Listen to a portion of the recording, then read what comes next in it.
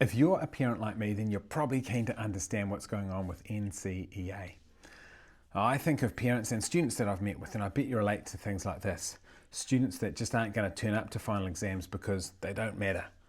Or students that maybe didn't pass the final exam and they didn't pass a subject, but they still pass NCEA overall. And I often meet with parents confused about if that means kids can go up to the next year level or not, and what that really means for their future. I think the biggest thing I hear from parents is that they just want to understand how their children are going at school. Because of course we all want to know that our children are getting the best possible start in life and the best chance of succeeding after they leave school.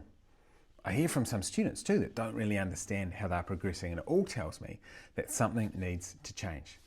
And it is. New Zealand's qualification system is getting a complete overhaul.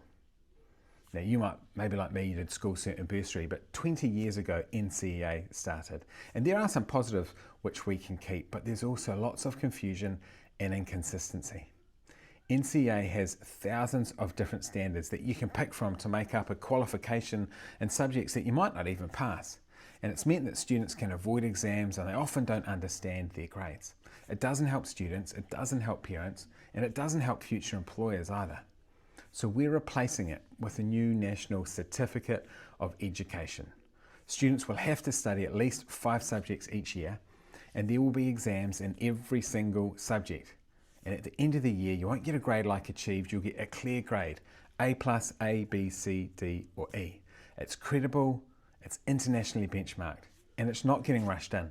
Students currently in Year 9 will be the first ones to transition, like we indicated last year.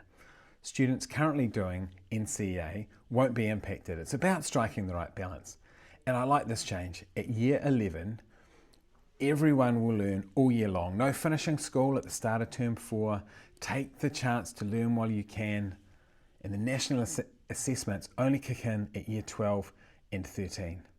As a dad, I think that's awesome. Year 11 students will also have to take Maths, English and Science as compulsory subjects. We're not willing to let anyone slip through the cracks by missing some pretty foundational learning as a 15-year-old.